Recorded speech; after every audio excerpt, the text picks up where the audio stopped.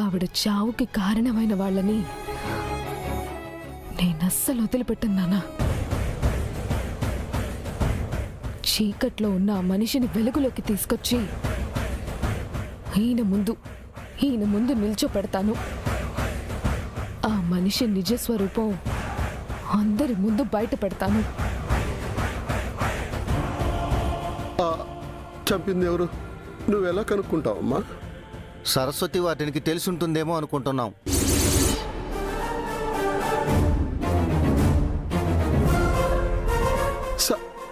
సరస్వతి వాడనా? ఆవిడ హాస్పిటల్లో కోమాలో ఉన్నారు. కోమాలోంచి బయటికి రాగానే మా అమ్మగారి చావు వెనక ఉన్న రహస్యాన్ని బయట పెడుతుందన్న నమ్మకం మాకుంది.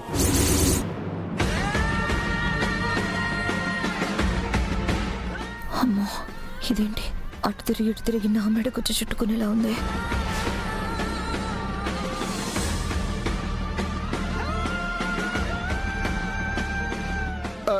రాథోడ్, సరస్వతి వాడనంటే అనాథ శరణాలయం వాడనే కదా? అవును సార్. నేను కూడా ఒక అనాథ శరణాలయం వార్డెన్ కోసం వెతుకుతున్నాను.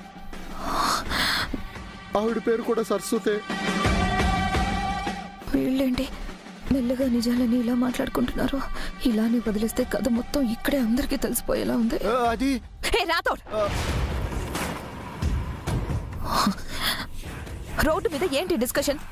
అక్కడ అమర్ అంత స్ట్రగుల్ అవుతుంటే ఆ విషయం వదిలేసి అన్వాంటెడ్ డిస్కషన్ పెడతారేంటి?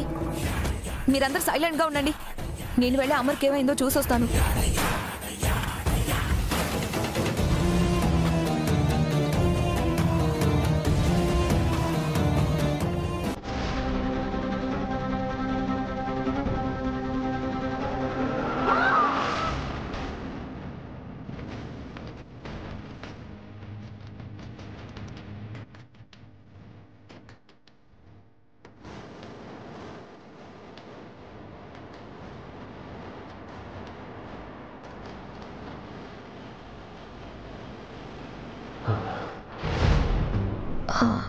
అమర్, అమర్, ఏమైంది అమర్? ఎందుకు ఉన్నట్టుండి ఇలా అయిపోయావు? ఆరుది యాక్సిడెంట్ అని తెలుసు, ఎవరు కావాలని చేయించారని తెలుసు, ఆ చేసిన వాళ్ళు నా చుట్టుపక్కలే ఉంటున్నారని తెలుసు. అయినా కూడా వాళ్ళని పట్టుకోలేకపోతున్నా. నా ఆరు చావుకి కారణం తెలియటం లేదు. చంపిన వాళ్ళెవరో కనిపెట్టి వాళ్ళకి శిక్ష పడేలా చేయలేకపోతున్నా. ఆరు చనిపోయి ఇన్ని రోజులైనా కూడా నేనేమీ చేయలేకపోయాను అనే విషయం గుర్తొస్తే కోపం పెరిగిపోతుంది మనోహరి. కళ్ళ ముందున్న నన్ను, నా ప్రేమని పుట్టించుకోకుండా చచ్చిన దాని గురించి ఆలోచిస్తున్నావా అమర్? ఎందుకు కాదు నేను దాన్ని చంపేసింది? ఆరు చావుకి కారణమైన ఏ ఒక్కరిని నేను వదలను మనోహరి. ఆరు చావు రహస్యాన్ని తెలుసుకోవాలని నాకు కూడా ఉందమర్. కానీ ఏం చేయగలం? సరైన ఆధారాలు లేవు. ఆయన ఇలా పిల్లలు మర్చిపోయే టైంలో ఇలా నువ్వు పిల్లల ముందు పదే పదే ఆరు గురించి మాట్లాడితే వాళ్ళు ఎలా బాధను మర్చిపోగలరు? వాళ్ళ గురించి ఒకసారి ఆలోచించవా?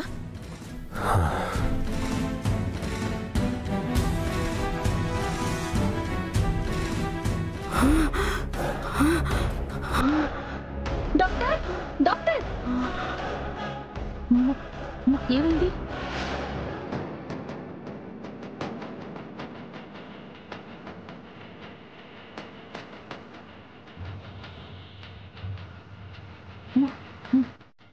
మాట్లాడాలి, మాట్లాడాలి. అమ్మా, మీరు చాలా వీక్గా ఉన్నారు.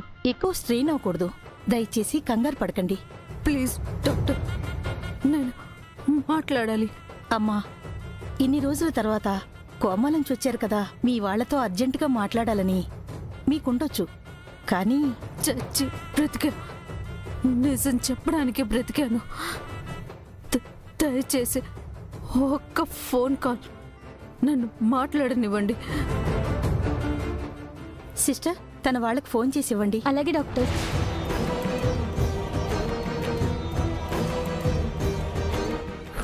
సారీ పిల్లలు, ఇందాక జరిగిన దానికి భయపడ్డట్టున్నారు. మాకేం కాలేదు డాడీ, మేము బాగానే ఉన్నాం. మీరిప్పుడు బానే ఉన్నారా అండి?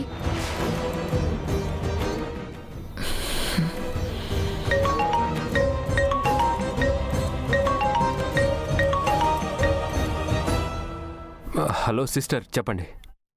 వార్డెన్ గారు ఎలా ఉన్నారు? సార్, సరస్వతి గారికి స్పృహ వచ్చింది. అవునా? ఇప్పుడు ఎలా ఉన్నారు? కండిషన్ కొంచెం క్రిటికల్ గానే ఉంది, కానీ ఆవిడ మీతో ఏదో మాట్లాడాలని గొడవ చేస్తున్నారు. నాతోనా? సరే, ఫోన్ ఇవ్వండి. అలాగే సార్, అమరేంద్ర గారు మాట్లాడుతా అంటున్నారు, మాట్లాడండి.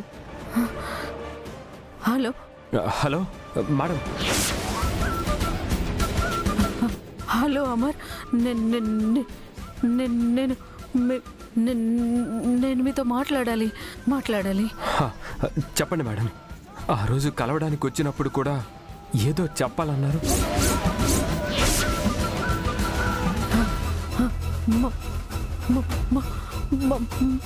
మా చెప్పండి మేడం. తప్పు జరుగుతోంది. తప్పు జరుగుతుందా? ఏం తప్పు జరుగుతుంది? No no no no no ఇక్కడ దాకా రావడానికి నేను ఎన్ని సంవత్సరాలు కష్టపడి ఇప్పుడు వార్డెన్ వల్ల దొరికిపోకూడదు. ఏదో ఒకటి చేయాలి, ఏదో ఒకటి చేయాలి. మనిషిక మృగం.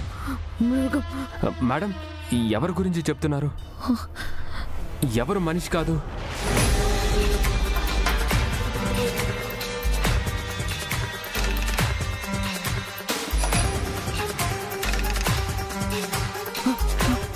అమ్మా, మీరు స్ట్రెస్ అవుతున్నారు. ఇలానే కంటిన్యూ చేస్తే మీరు మళ్ళీ కోమాలోకి వెళ్ళిపోయే ఛాన్సెస్ ఉన్నాయమ్మా. అది సరిగ్గా వినండి అమరేంద్ర గారు. చెప్పండి మేడం.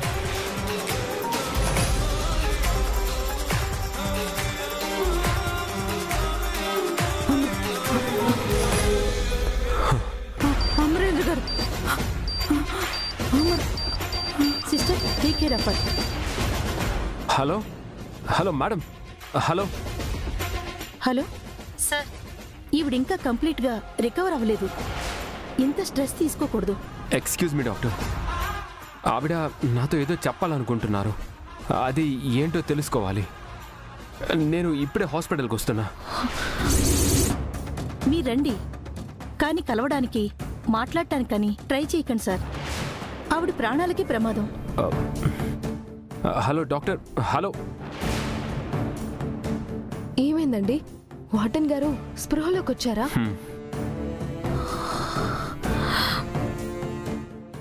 నాతో ఏదో చెప్పాలనుకుంటున్నారు, కానీ చెప్పలేకపోతున్నారు.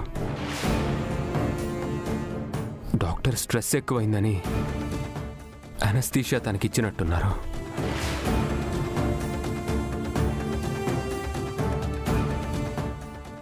అమర్ మళ్ళీ స్పృహలోకి వచ్చాక చెప్తుందిలే. పదండి వెళ్దాం. లేదు, నేను ఇప్పుడే హాస్పిటల్కి వెళ్ళాలి. మీరు ఊరు వెళ్ళిపోండి. రాథోడ్, పద వెళ్దాం. ఒక్క నిమిషం అమర్. ఏంటి మనోహరి? ఇప్పుడు అక్కడికి వెళ్ళడం అవసరమా అమర్? ఆవిడ ప్రాణాలు పణంగా పెట్టి నాకు చెప్పాలనుకుంటున్న విషయం ఏంటో తెలుసుకోవడం అవసరమా అని అడుగుతున్నావా?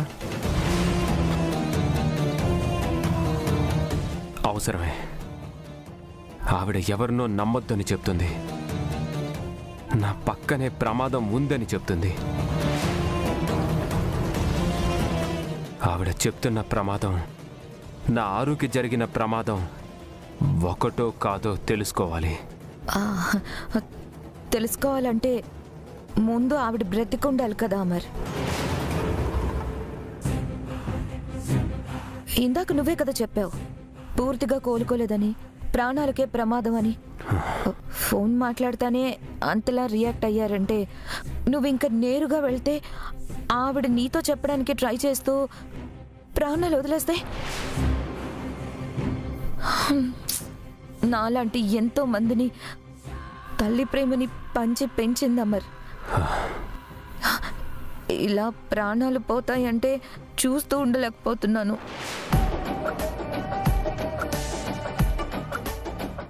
ఒక్క 2 రోజులు పోతే కోలుకుంటుందేమో. అప్పుడు ఆవిడ నీతో చెప్పాలనుకుంటున్నదంతా చెప్పుకుంటుంది. ఇన్ని రోజులు ఆగాం కదా మరి, ఒక్క 2 రోజులు ఆగలేమా చెప్పు? అవును బాబు గారు, ఇంటికైనా బయలుదేరి మధ్యలో ఇలా వేరే చోటుకి వెళ్ళడం మీకందరికీ మంచిది కాదు. ఒక్కసారి ఆలోచించండి.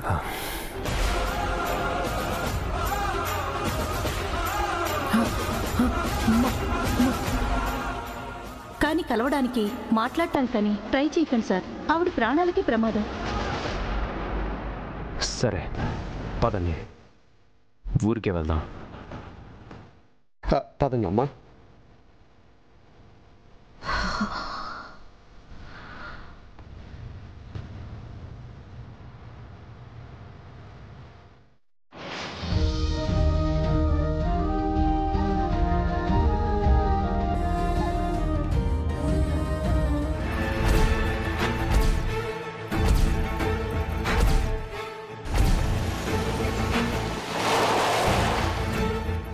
ఎక్కడికి వెళ్తున్నారు సార్?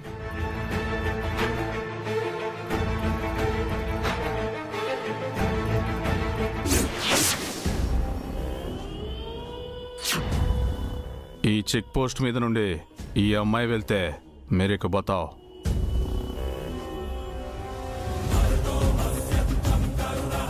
తీసుకో. ఇవే కాదు, ఇంకా చాలా డబ్బులు ఇస్తారు. అలాగే సార్.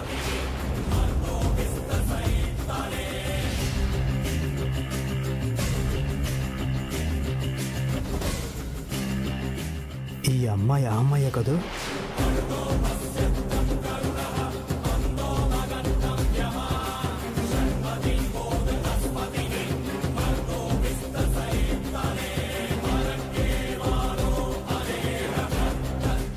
నేను మళ్ళీ కలుస్తాను, వస్తా.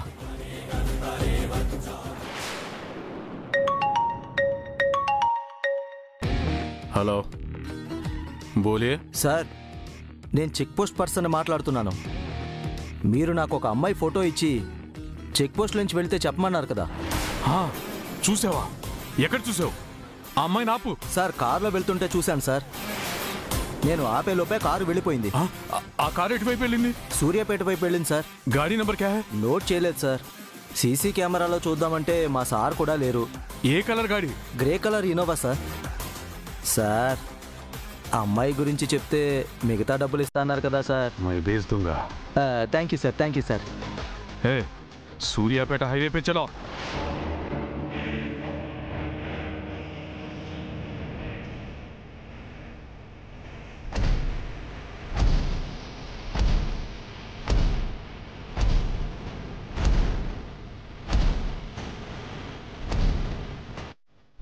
అసలు ఏం జరుగుతుంది? సడన్గా అమర్కి ఆరు చావెందుకు గుర్తొచ్చింది? ఇప్పుడే సరస్వతి మేడంకి స్పృహ రావడం ఏంటి? ఇదే టైంకి ఇక్కడ ఆరు ఈ ముసలోడు కూతురని తెలిసిపోయేలా ఉండడం ఏంటి? నా గతం నా నీడని కూడా టచ్ చేయలేదనుకుంటే నా కళ్ళ ముందు వరకు వచ్చేసింది. ఏదో ఒకటి చేసి అమర్ని భాగ్యని విడగొట్టి అమర్తో తాళి కట్టించుకోవాలి. ఎటు చూసిన సమస్య కమ్మేసినట్టుంది. దీనికి పరిష్కారం అమర్తో నా పెళ్ళి. నా గతం నన్ను చేరుకోకముందే అది జరిగిపోవాలి.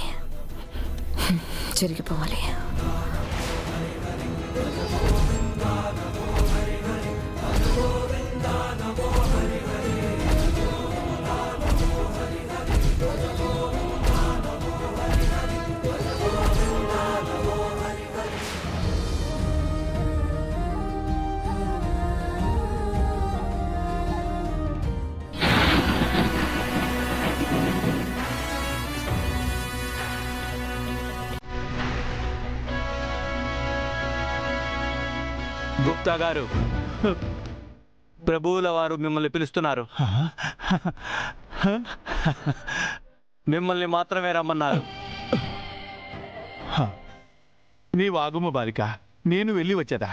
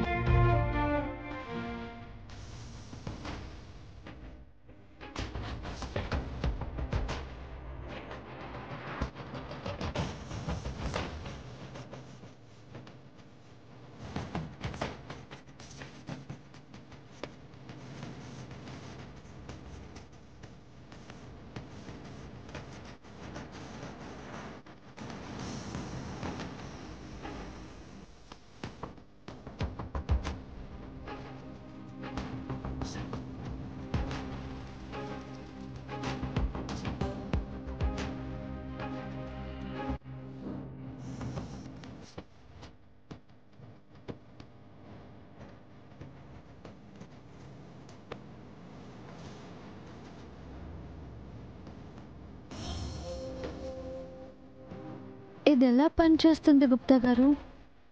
ఎలా?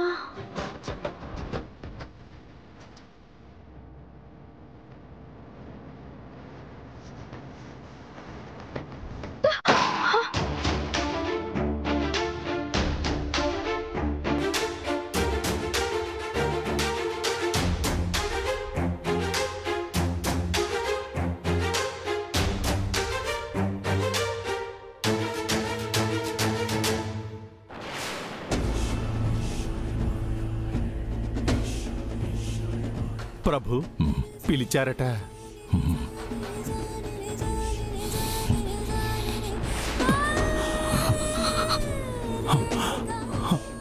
ముల్లోకములలో అందరి పాపపుణ్యములను లెక్కించి వారి పాపపుణ్యముల ఆధారంగా వారికి శిక్షలు విధించు సమవర్తి మీరు.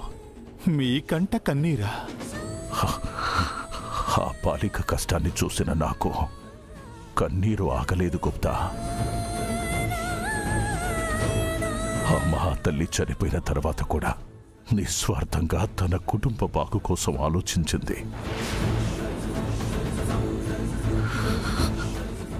తన శక్తినంతా ఉపయోగించి కష్టాన్ని గట్టెక్కించింది.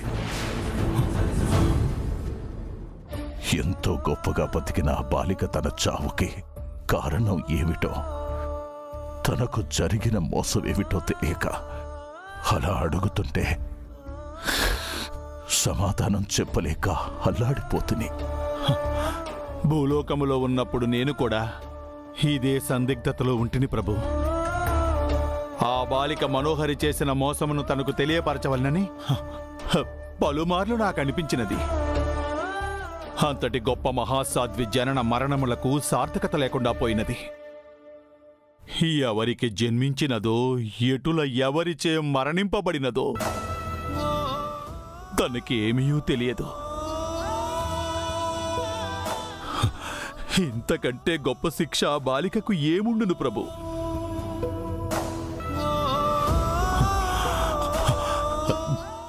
తనకి ఏ నిజము ఎన్నటికీ తెలియదు కదా ప్రభు.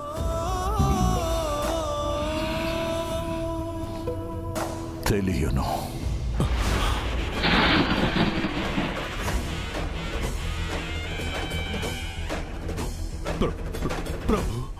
అవును గుప్తా, కాలమే జరిగింది ఆ బాలికకు కళ్లకు కట్టినట్టు కనిపించేలా చెయ్యును.